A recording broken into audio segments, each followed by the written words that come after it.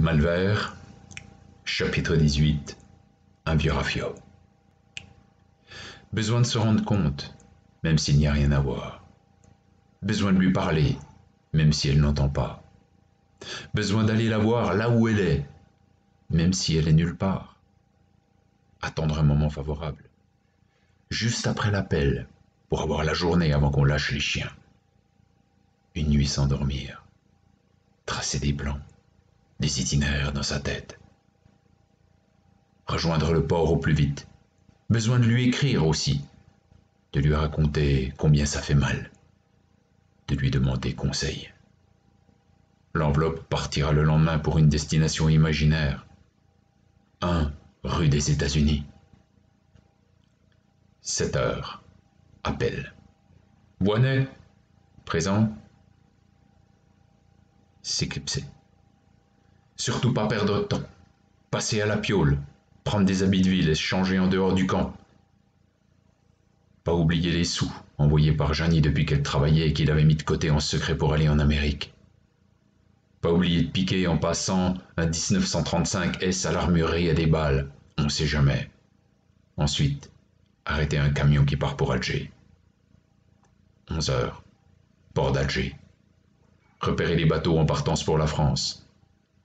Un vieux rafio rouillé par un midi, le courageux, soudoyer le patron. C'est bien dans 1 heure que vous partez. Ouais. Vous pouvez me prendre? C'est complet. Liasse de billets de 10 000. Enfin, faut voir. Tu vas où? Tu fais pas une connerie, toi? Ah, puis ça te regarde après tout. Donne d'avance. Te fais pas voir. On accoste à Toulon. Personne te posera de questions ici. Départ. L'alerte n'a pas encore été donnée. Toulon. 24 novembre. Tout est normal sur le port. Pas de gendarmes. Pas de militaires. Pas à se cacher. C'est à Malvert qu'ils vont m'attendre. Va falloir jouer serré.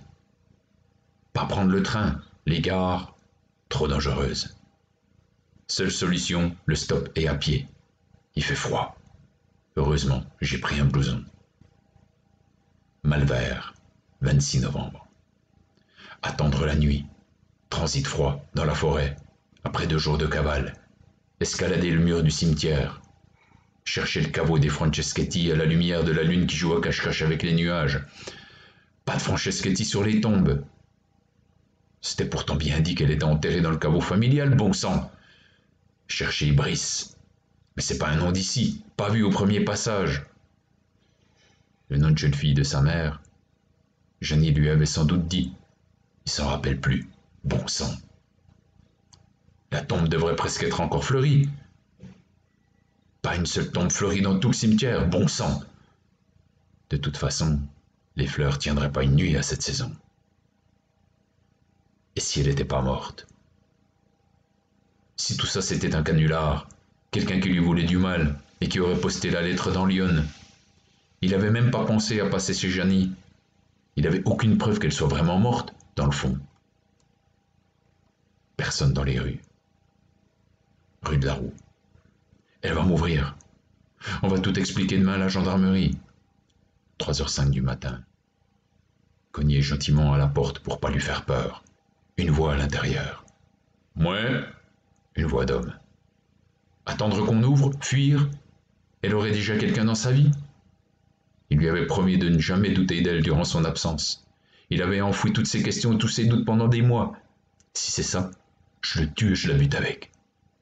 Tambouriner sur la porte. C'est quoi ce bordel? Un homme, la cinquantaine, bedonnant, pas réveillé.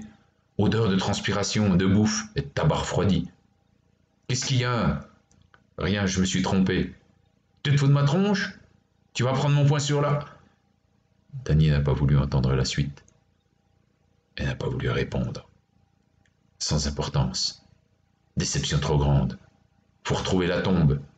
Trouver le nom à tout prix. 4h12. Dernière allée. À droite, en allant vers le fond. 4e tombe. Une dalle et une croix en pierre. Famille Monceau. 4 inscriptions gravées sur la pierre. La dernière. Marie-Jeanne Brice. 1939. 1961. Une petite plaque en marbre fixée avec 4 vis dorées sur le caveau. À ma fille bien-aimée. Un vase avec des fleurs en tissu. C'est tout. À suivre.